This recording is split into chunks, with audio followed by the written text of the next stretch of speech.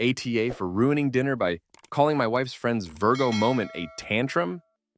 My wife's oldest friend's birthday was yesterday, and so their friendship group threw her a birthday dinner at a restaurant.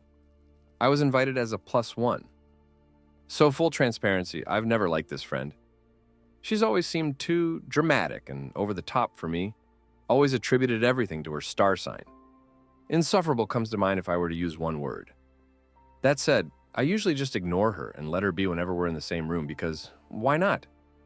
Yesterday, though, she was making a big deal because they got her desert order wrong. TBDF, we did wait like 45 minutes for it to arrive, so I get that, but she just kept complaining to the group and then stopped herself and said she was going to have a Virgo moment, whatever TF that means. And I said under my breath, but clearly too audibly, "You mean a tantrum?" She asked me to repeat myself, and the cat was clearly already out the bag, so I did. She asked what I meant by that, and I explained, there's no such thing as a Virgo moment, just a grown person throwing a tantrum which devolved into a young back and forth, ruined mood, and us leaving early. I don't think calling it a tantrum was wrong because it is one, but choosing to speak up at her birthday dinner is probably where I dropped the ball and fucked up.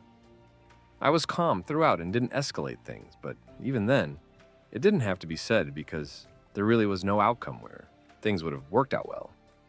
AITA, ETA, saw this come up a couple times, so thought I'd explain. I went because my wife asked me. All partners were there. The dinner was paid for by the friend group. She wasn't screaming and throwing plates, but she was really hammering down on complaining about this and had to keep getting stopped going to the kitchen, despite them apologizing throughout for the delay in the mix-up. AITA, for baby trapping someone who dragged me around for years. I 23. No, I did a stupid thing. I wanted to keep him 38M with me. I lost my V cards to him when I was 19. It was a Tinder one-time thing, but it didn't end there. Every time he came to the city for work-related stuff, we met at the hotel. My life was turned upside down. I tried to end it. I dated other boys closer to my age. I even had a relationship, but I cheated on both boys with him. I was disgusted with myself for hurting people like this, so for the past year I didn't date anyone. I've been always available for him. Mom, dad, friends. No one mattered for me anymore. Yet for him, everyone was more important than me. I did everything to be the best I can be for him. Stayed super fit by going to gym, taking extra care of my skin, hair, clothes. I was crazy for him. He is so confident, tall, lean, wears suits, and nothing matches his overall confidence. Everyone assumed I am just a gold digger because this guy is wealthy. He has a medium-sized hotel chain and other stuff like some indoor pools. I was called names by everyone and I've just stopped talking to them. I isolated myself and only felt alive when he was around. He told me he is not ready to commit, and one time was beyond honest, and said one day he will commit, but not to me. I cannot give him stability. Yet, he never really vanished. He always called if he was around. I always said yes. He was too amazing, too intelligent, too calm and charismatic. He is somehow attractive, but that wasn't even so important for me. I got pregnant on purpose. I told him yesterday.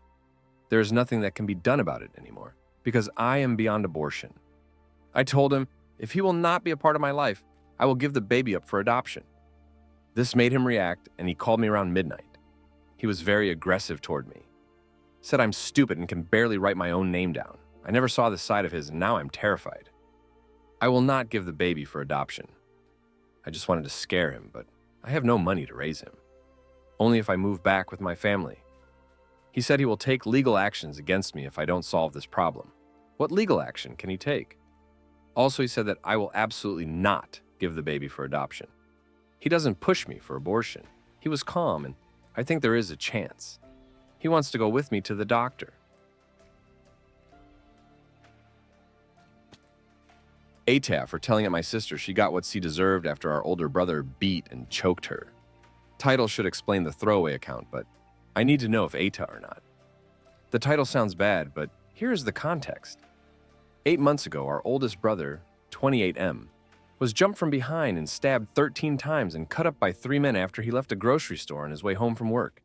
He nearly didn't make it and spent 4 months in and out the hospital. They stole his phone, wallet, everything he had on him, and took the car as well. Skipping all the legal stuff, so far only one of the men responsible has been caught when he tried to pawn some of my brother's things. After my brother got discharged from the hospital, he moved back in with our parents. All three of us kids are living with our parents at the moment.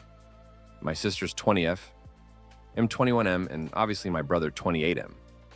Due to what happened, my brother developed PTSD and has been diagnosed with PTSD. It was so bad that he couldn't allow anyone to walk behind him at all. He didn't even want to leave the house. I have to say that my brother is doing very well, or was doing well, up until my idiot sister. He is going to therapy, no problem taking his meds, and like I said, he has been doing very well to the point that he doesn't completely freak out when someone is behind him and he has been able to leave the house. Although he still completely avoids grocery stores at the moment, and sometimes still hyperventilate if we have to stop somewhere at night, but he is working on it and is getting better. I have to give it to his therapist. That lady is amazing. She has even helped the family and his girlfriend understand better, and giving us the knowledge and tools to assist my brother better. This is what happened. A little more than a week ago, my brother came home around 8 p.m. after visiting his girlfriend, my idiot sister, though it would be a good idea to hide behind the front door in the dark and jump on my brother from behind when he entered the house. I didn't witness everything, and I have pieced everything together from what I did see and what I was told. My brother freaked out and slammed my sister against the wall, choking her, and punched her repeatedly.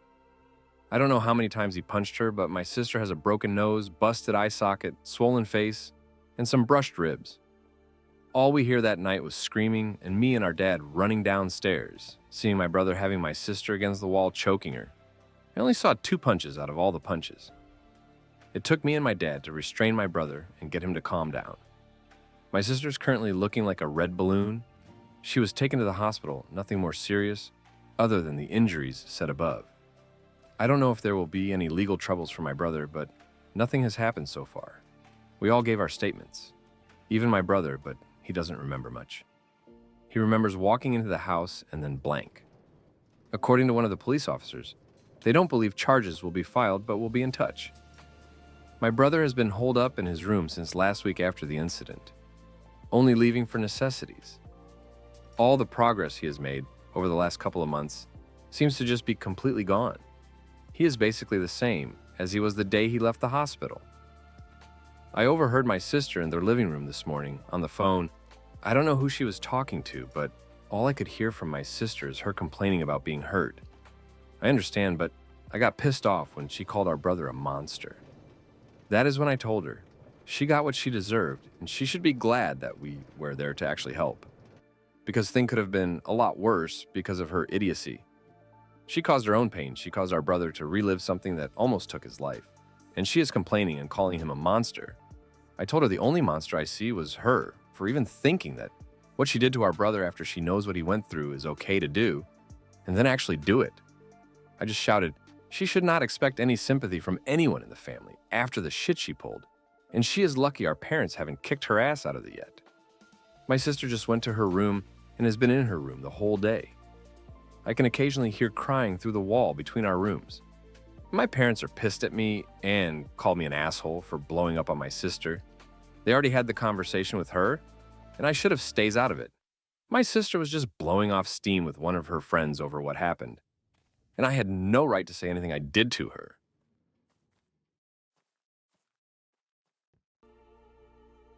AITA for wanting to see my grandma that has cancer just to get some answers.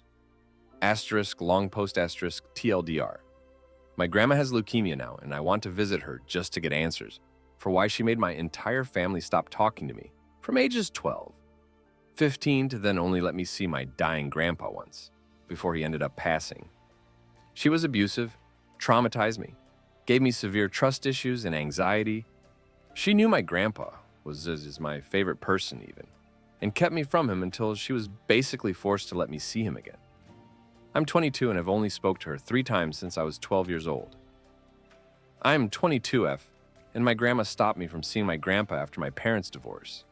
When I was 12, my dad cheated on my mom while away for work and started dating some woman he was working with on a movie. He's cheated before, but never came home with a girlfriend. After that, all types of drama started, and my grandma decided that all of it was my mom's fault. It's kind of foggy on how everything unfolded, but basically my dad's entire family stopped talking to me completely after that. I know from my parents that the reason I was ghosted by my family was because my grandma had, and still has, such strong hatred for my mom. But the reason behind the hatred is unknown to me. The only person I truly loved from my dad's family was my grandpa. He was the most amazing person, and spending time with him was everything to me. He was the best grandpa in the entire world. May or may not be crying typing this. My grandma, on the other hand, was my least favorite person. She was always mean to me growing up, making comments on my weight. I was a child, slapping my hand really hard when I did the smallest wrong thing, yelling at me in Tagalog, which I didn't understand at the time, but I could understand a few bad, insulting words that she would call me. From ages 12, 15, I wasn't allowed to see him or anyone from that side of the family. One day, when I was a fresh 15-year-old, my dad and I just finished our therapy session, and we were driving home from it when he got a call from my grandma. She told him that Grandpa has stage 4 pancreatic cancer. That was the first time I saw my unemotional dad cry. It was more of a sob. I was finally allowed to visit for 3 days, but only one time, and my grandpa cried while apologizing to me. I never harbored negative feelings for my grandpa, so it was very easy to say I forgive him. Shortly after he passed away while I was still 15, and I went to the funeral. Both of those visits I saw my grandma, but she never apologized or really acknowledged what happened. She kind of pretended that nothing happened and all is good in the world. I've seen her once since then. I was 20, when she visited my dad, and like the 2 other times, she didn't apologize and pretended like she is such a good grandma, especially BC, her friend, was with us. I was insanely quiet and spent almost the entire day in my dad's bedroom hiding from her because she is the scariest person to me. A month ago, my dad told me that she has leukemia. I didn't know what to feel, but I did start crying for some reason. Since then, I've been nonstop thinking about visiting her only to talk to her about everything. I desperately want to know why she treated me so poorly compared to my 2 younger cousins, why she stopped me from seeing my grandpa, how she feels about me and everything that happened, and I want her to apologize. I never got to do that with my grandpa, so my grandma is my last chance to know why all of that happened. I talked to my boyfriend, and he said, "It's not a good idea." I talked to my brother's mom, and she said it's a good idea to see her and say that everything upset me, but not to ask all those questions. So, Ada, if I visit my dying grandma just to get answers from her, and that's it? I understand what she's going through. I'm on chemo and have been sick for 4 years, so I know how crappy she's probably feeling, and I understand that she probably doesn't need something like this, but I need it. I need to know what I did wrong and why I was forced to lose 3 years with my grandpa.